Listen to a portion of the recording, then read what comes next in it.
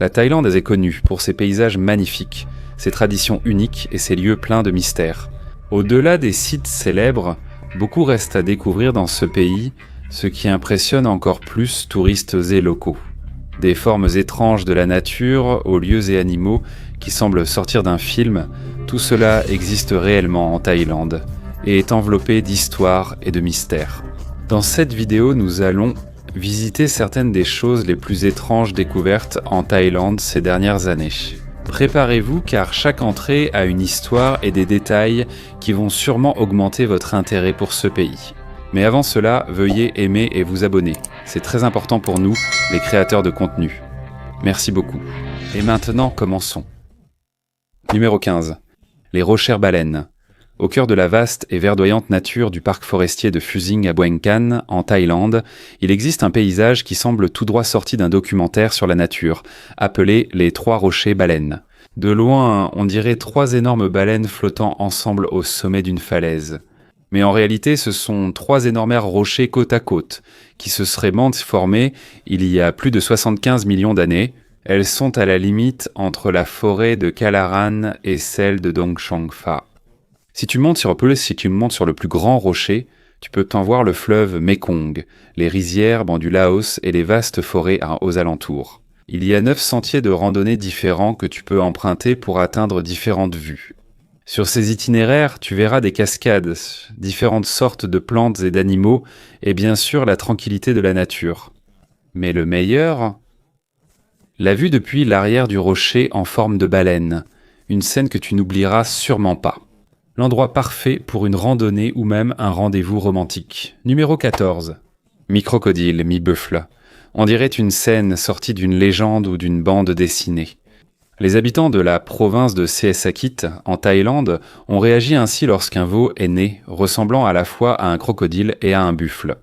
À première vue, on remarque tout de suite sa peau étrange. Elle a des écailles et un museau allongé semblable à celui d'un crocodile. Cependant, les experts estiment qu'il est quasi impossible pour un carabao de mettre au monde un véritable hybride avec un crocodile. L'apparence étrange du veau est probablement causée par un grave trouble cutané. Le monde animal compte de nombreux hybrides comme le mulet, cheval et âne, ou le zorse, zèbre et cheval. Mais la plupart d'entre eux sont le résultat d'une intervention humaine et ils sont souvent infertiles. Même s'il est clair que ce n'est pas littéralement à moitié crocodile, cela a tout de même fait parler les gens dans toute la région.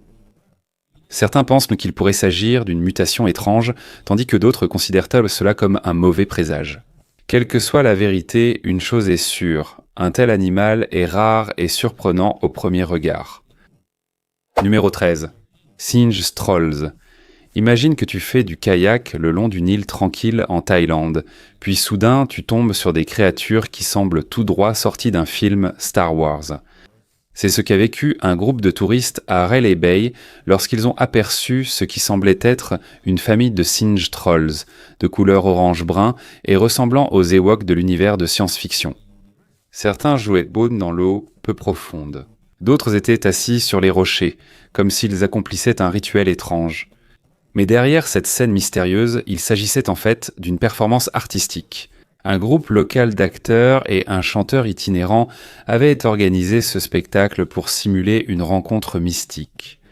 Même en connaissant la vérité, tu ne peux t'empêcher de sourire, car même si c'était mis en scène, tu ressens toujours la magie de ce moment. 12. Laser Bouddha. Dans la province de Chonburi, se dresse sur le flanc d'une montagne l'une des plus grandes images de Bouddha au monde, le laser Bouddha ou Khao-Chi-Chan. Elle fait 130 mètres de haut et a été sculptée avec la technologie laser. Le dessin, créé par ordinateur, a ensuite été gravé au laser sur la montagne chaque nuit pour affiner les lignes. Une fois le contour terminé, il a été rempli avec de véritables feuilles d'or. C'est pourquoi il scintille lorsqu'il est frappé par la lumière du... Au pied de la montagne, il y a un temple où l'on peut voir les moines Carob. C'est pourquoi les visiteurs doivent porter des vêtements couvrant épaules et genoux. L'entrée est gratuite et vous pouvez vous approcher pour admirer la vue magnifique. Mais il y a une limite claire jusqu'où vous pouvez aller pour votre sécurité. Lorsque vous êtes sur place et que vous vous tenez devant le Bouddha laser, c'est comme si vous faisiez face à une œuvre monumentale qui combine l'art, la foi et la technologie moderne. Numéro 11, le parc du caca d'éléphant. À Chiang Mai, en Thaïlande, tu découvriras que les excréments d'éléphants ne sont pas de simples déchets. Parce qu'ici, on les transforme en papier. Bienvenue au parc du papier de caca d'éléphant. Un écoparc en plein air qui montre comment transformer les fibres de bouse d'éléphant en produits en papier.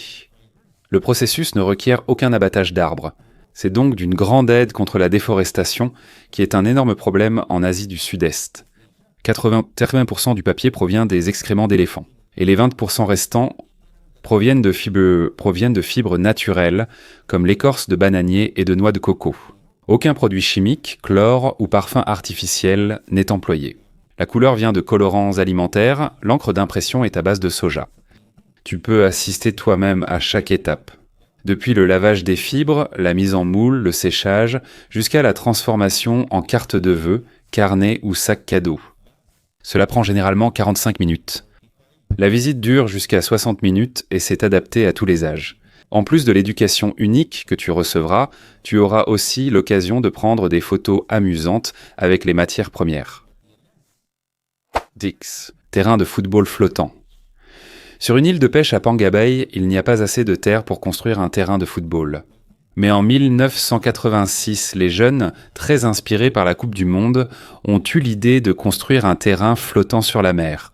À l'aide de bois et de vieux clous, ils ont construit le premier terrain de football flottant.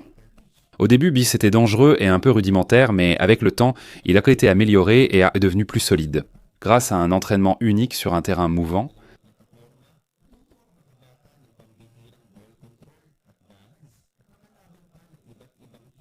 en 2010, la communauté est devenue célèbre grâce à une campagne publicitaire d'une banque thaïlandaise et depuis lors, elle est devenue un symbole d'espoir et de détermination.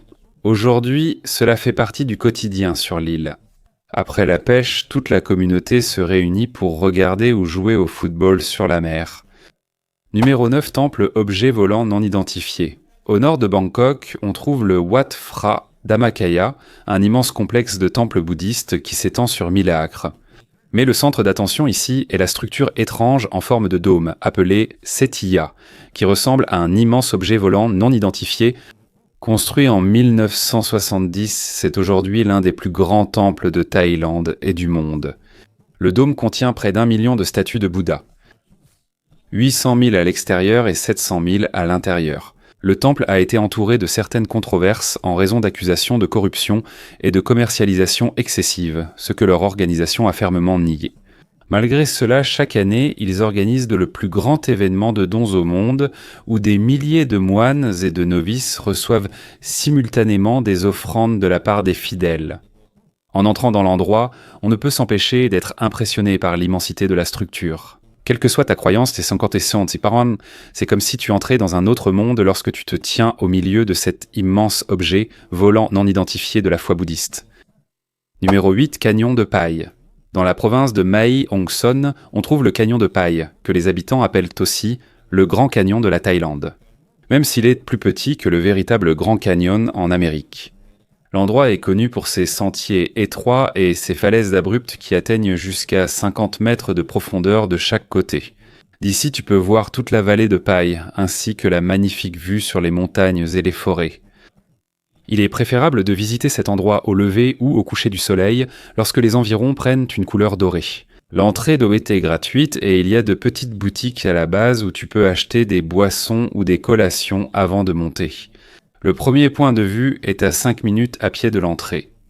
Mais si tu es prêt pour une aventure plus intense, tu peux emprunter des sentiers plus étroits et plus raides pour atteindre un endroit plus calme et moins fréquenté. Certaines parties sont un peu dangereuses, surtout si le sol est mouillé ou glissant. Pour ceux qui tentent l'aventure, chaque pas vaut la vue panoramique à près de 360 degrés. Numéro 7. Village des Cobras. À Bangkok, dans la province de Khon Kaen, en Thaïlande, se trouve une communauté appelée Village des Cobras. Ici, le cobra royal est traité comme un membre de la famille, pas seulement pris en charge. Cela fait des décennies que la tradition des villageois a commencé, capturer le cobra royal dans la forêt voisine et en prendre soin. Aujourd'hui, les touristes viennent pour voir de leurs propres yeux les spectacles où les hommes affrontent le plus grand serpent venimeux du monde. Mais ce n'est pas pour les âmes sensibles. Le cobra royal peut atteindre jusqu'à 5,5 mètres de long et lorsqu'il attaque, il peut soulever un tiers de son corps du sol. Son venin tue rapidement en bloquant les signaux nerveux dans le corps, ce qui provoque une paralysie et la mort en moins d'une demi-heure selon la gravité de la morsure, depuis le début de l'émission. Un soigneur est déjà décédé à cause d'une morsure de cobra. Malgré cela, la tradition continue. Et il y a plus de 170 membres du village qui sont des dresseurs de cobras certifiés. Pour eux, le cobra royal n'est pas seulement un animal, c'est un symbole de courage et de la culture de leur village. Numéro 6. Grotte du Serpent. Dans un magnifique lac en Thaïlande appelé le lac Konglong, on trouve une grotte qui semble sortie d'une légende, la grotte Naka, ou plus connue aujourd'hui sous le nom de grotte du Serpent. Selon la légende locale, un énorme serpent fut maudit et pétrifié. Dans la grotte, on observe des formations rocheuses, évoquant des écailles de serpent. Près de la base de la montagne se trouve une pierre en forme de tête de serpent. Cela n'a été découvert que récemment, et c'est rapidement devenu un site de pèlerinage pour ceux qui croient à la légende. Pour certains, c'est une preuve de l'ancienne histoire des Nagas, des êtres serpents puissants dans les mythologies bouddhistes et hindoues. Pour d'autres, ce n'est qu'une formation rocheuse naturelle, rendue mystique par l'imagination humaine. Quelle que soit ta croyance, on ne peut nier que la grotte du serpent est un spectacle impressionnant. Les détails réalistes de peau de serpent te feront douter de leur véracité, dans les légendes racontées par les anciens. Le 23 juin 2018, une simple promenade après l'entraînement s'est transformée en l'une des missions de sauvetage les plus angoissantes de l'histoire de la Thaïlande. Un entraîneur de 25 ans d'une équipe de football junior appelée les Sangliers Sauvages a invité ses 12 joueurs âgés de 11 à 16 ans à explorer la grotte de Tham Luang. Ils prévoyaient de ne rester qu'environ 1 heure. Mais une forte pluie s'est soudainement abattue alors qu'ils étaient à l'intérieur et l'entrée de la grotte a rapidement été submergée par les eaux. Pendant plus de 2 semaines, toute l'équipe est restée piégée à près de 2,5 miles à l'intérieur de la grotte, tandis que le monde entier s'inquiétait pour eux. Lorsque les plongeurs britanniques les ont retrouvés le 2 juillet, ils étaient tous encore en vie, mais loin d'être en sécurité.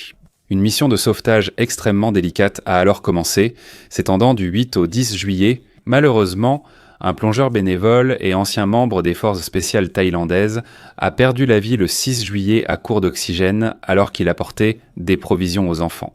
Avec l'aide de l'armée thaïlandaise, de sauveteurs venus de différents pays, d'hélicoptères, de robots sous-marins et de drones, toute l'équipe a pu être sauvée. Aujourd'hui encore, cela reste un miracle et un symbole d'unité entre différentes races pour sauver des vies. Numéro 4. Prison Hostel. En général, on fait tout pour éviter d'être emprisonné à l'étranger. Mais à Bangkok, il y a un hôtel unique où les visiteurs veulent expérimenter la vie en prison même s'ils ne sont pas des criminels. Il s'appelle Suk Station et il a ouvert ses portes en 2017. Ici, les visiteurs dorment dans une cellule avec des barreaux en acier, de petites fenêtres étroites et une décoration qui ressemble à une vraie prison. On vous remet un numéro de prisonnier au lieu d'une clé de chambre. La réservation imite celle d'une prison. Photos d'identité, uniformes, chambres individuelles ou cellules partagées. Et si tu veux une expérience encore plus intense, tu peux choisir une chambre style isolement, avec juste un petit Judas. Mais ce n'est pas que de la rigueur, il y a la climatisation, le Wi-Fi et même un jacuzzi sur le toit. Il y a aussi du café et un petit déjeuner gratuit le matin. La plupart des visiteurs ici sont des touristes qui veulent vivre le frisson d'une prison. Aucun casier judiciaire, bien sûr, et un couvre-feu d'extinction des lumières pour te faire ressentir la vie de prisonnier. Numéro 3. Boule de feu de Naga. 2 fois par an, il y a un spectacle étrange sur le fleuve Mekong, dans le nord-est de la Thaïlande, dont tout le monde parle. Pendant quelques jours en mai et en octobre, on peut voir des boules rouges, lumineuses, qui s'élèvent donc soudainement de l'eau et disparaissent dans les airs. Ces boules peuvent être aussi petites qu'une bulle ou aussi grosses qu'un ballon de basket, et elles atteignent une hauteur d'environ 600 pieds avant de disparaître. Il n'existe pas encore d'explication scientifique précise sur la façon dont elles se forment. Certains pensent que cela est causé par des gaz naturels qui s'enflamment, tandis que d'autres sont convaincus que cela provient de puissantes créatures légendaires issues des mythes. Notez le naga, serpent ou dragon mythique vénéré dans certaines régions d'Asie. Chaque fois qu'un tel événement se produit, des milliers de personnes venant de différentes régions de la Thaïlande se rendent sur les rives du fleuve pour y assister. Mais pour les habitants locaux, ce n'est pas seulement un spectacle, c'est une tradition et une célébration spirituelle qui unit la communauté. Numéro 2. Reine Scorpion. Si tu penses être courageux parce que tu peux tenir un cafard ou une araignée, attends de rencontrer celle qu'on appelle la Reine Scorpion de Thaïlande. Chaque jour au Tiger Zoo de Pattaya, tu peux la voir se promener dans le parc, littéralement couverte de scorpions vivants de la tête aux pieds. Ce qu'elle fait n'est pas juste une simple cascade. Elle détient le record du monde Guinness pour être restée 33 jours dans une enceinte en verre avec 5000 scorpions. À l'intérieur, elle a reçu 13 piqûres, résistantes et fortes. Ce qui est étonnant, c'est qu'elle semble vraiment habituée à ce genre de scène. Même les touristes sont impressionnés et crient devant son courage. Mais bien sûr, ce n'est pas une blague. Certaines espèces de scorpions possèdent un venin capable de tuer un être humain. Donc, si tu es du genre à avoir peur, il vaut mieux que tu le regardes simplement à une distance sûre. Numéro 1, restaurant du poulet volant. À Bangkok, il y a un restaurant que tu n'oublieras sûrement jamais. Ce n'est pas à cause du goût de la nourriture, mais à cause de la façon dont elle est servie. Voici le restaurant du poulet volant, où leur célèbre poulet frit est lancé à l'aide d'une énorme fronde ou catapulte. Alors qu'il est encore en feu, il s'envole dans les airs et est attrapé par le serveur qui roule sur un monocycle à l'aide d'une longue broche en métal fixée à son casque. Une fois attrapé, il est directement déposé sur la table du client, accompagné d'applaudissements et de rires de la part des spectateurs. Il arrive même que le client lui-même se lève et tente d'attraper sa commande. Même si la nourriture est simple, l'expérience dans ce restaurant est unique et pleine de joie. Votre estomac est rassasié et le groupe comblé de divertissement. Entrée bonus numéro 1, Temple Blanc, la merveille moderne de la Thaïlande. Alors que la plupart des temples en Thaïlande ont une histoire qui remonte à des centaines d'années, le Wat Rong Khun, ou plus connu sous le nom de Temple Blanc à Chiang Rai, est différent et peut être considéré comme l'un des symboles les plus récents de l'architecture moderne du pays.